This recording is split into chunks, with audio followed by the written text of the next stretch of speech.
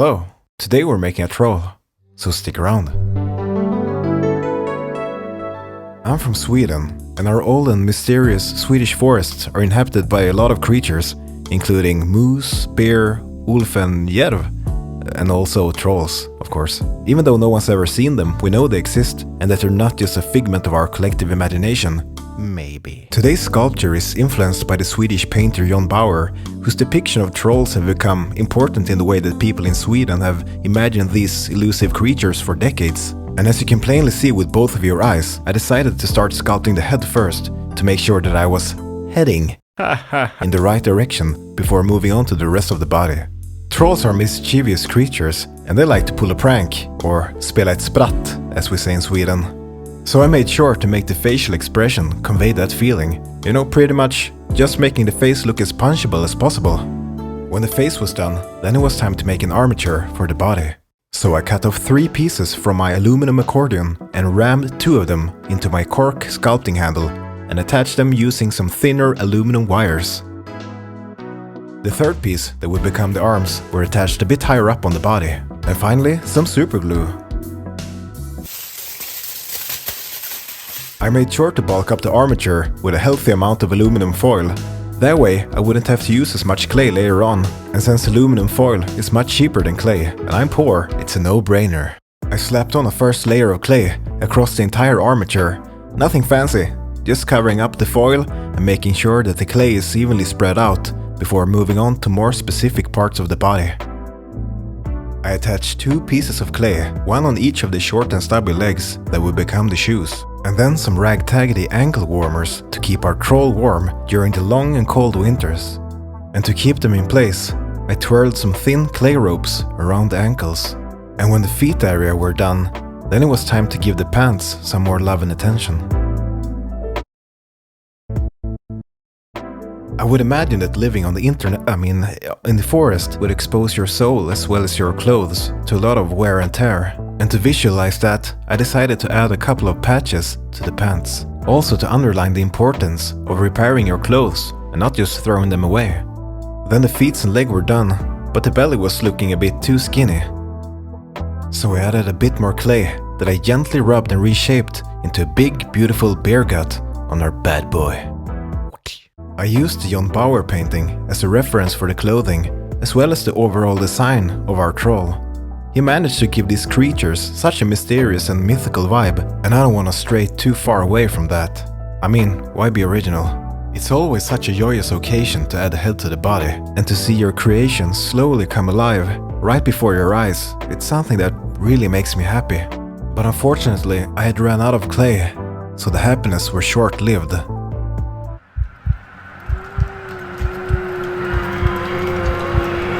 The next day I went out and I bought some more clay. I put my 2 opposable thumbs to work to flatten out a piece of clay, because it was time to make a cloak. But as you might imagine, we're not making just any old cloak. We're making a fur cloak. A fur cloak so furry that it wouldn't surprise me to hear PETA busting down my door at any second now to throw red paint on it, calling me a murderer or something. After about a bazillion lines had been cut into the clay, then it was time to make the fur look a bit more dynamic. Whatever that means. By elevating certain parts of the cloak with some additional pieces of clay, it would start to look a bit more natural. Not 5, not 10, not 20, but 32 small clay balls were added to form a necklace of some sort. Then I attached some other miscellaneous items that I had made off camera, such as a claw, as well as a knife holster. Can you guess what I'm making right now? I'll give you a second to think about it. You got it? Yeah, that's right. I realized that I'd left our troll being bold, and even though there's nothing wrong with that, my plan all along had been to give him some flowy and curly locks, so that's what I did. Next up it was time to make a hand. And usually it's my least favorite part of the process, but this time it was actually quite enjoyable, if I do say so myself. Until I remembered that hands usually comes in pairs. So I mustered up my last willpower and I made one more. When the hands had been attached, then I covered up the seam between the hands and the wrist with a small piece of clay. And if that wasn't enough, I decided to give the troll bracelets, one on each side. And then the only thing that was left to do was to give the troll its tail, because if a troll doesn't have a tail, then it's not a troll. So I rolled a piece of aluminum wire into some clay and made the end look a bit more like hair. And when the tail had been rammed up where the sun doesn't shine, then the sculpting was done, and it was time for the troll to head into the oven for 30 minutes. Next up, it was time to make a base. Since we're making a troll, I thought it would be appropriate to give him a forest base for him to stand on. So I started by cutting out an XPS foam square and made some markings around his feet and his tail. I was making a forest base that would be covered in rocks of all different sizes and shapes, and the rocks themselves would be covered in a layer of moss. I grabbed my knife and started carving out a somewhat rocky shape to a bunch of small XPS pieces, and then texturizing them using a real rock that I poked repeatedly into the foam with different speeds and velocities.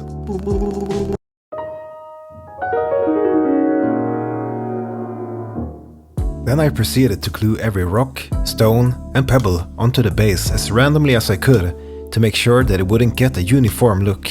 I avoided placing any rocks within the markings I had previously made so the troll wouldn't have any issues standing on the base. I gave the glue some time to dry and then texturized the sides to make them look a bit less flat and boring. And when that was done, then the base was done and it was time to paint. If you made it this far into the video, I just want to say thank you so much for sticking around. And back to commentary. As I was applying the black base coat, the tail fell off. But hey, that's a problem for later. I didn't paint the face black because I knew I was gonna paint it white later, and painting white on black is a nightmare. And the same went for the arms, but the arms got painted with a light brown base coat.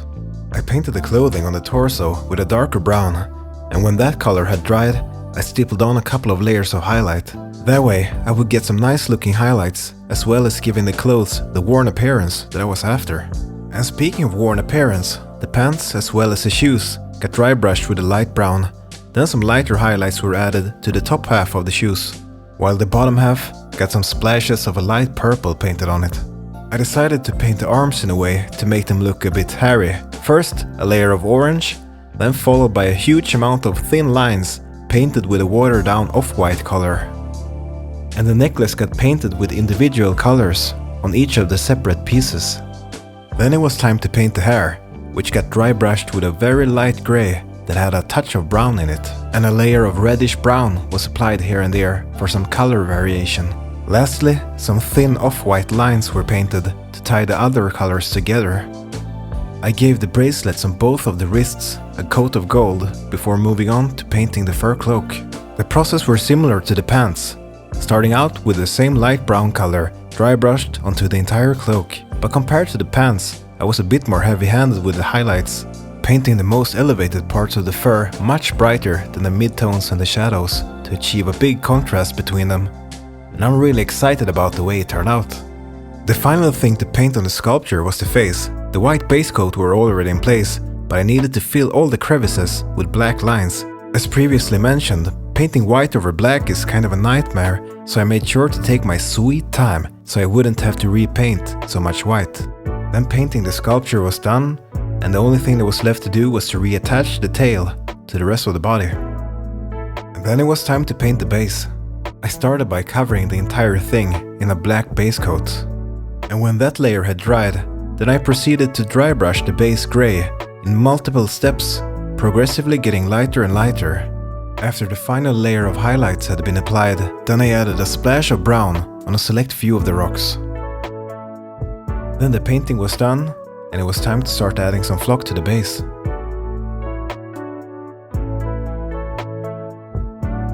After a couple of drops of PVA glue were added, then I sprinkled on some dirt that I found out in nature, and even though I've cooked it in the oven, it still smells a bit like an anthill.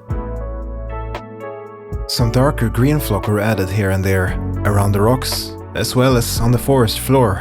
Then the combination of the lighter green and the darker flock were placed on top of the rocks to emulate moss growing on them. And finally some twigs and other things I borrowed from nature were added. And then all that was left to do was to glue the troll onto the base. Thank you so much for sticking around to the end of the video. Thank you, thank you, thank you, thank you. Here are the final results.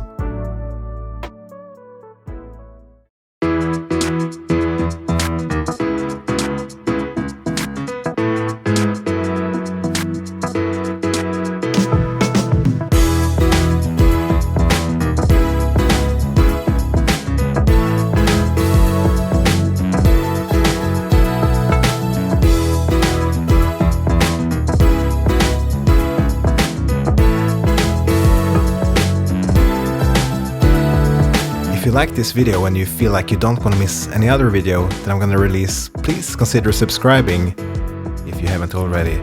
I'll see you again really soon. Goodbye.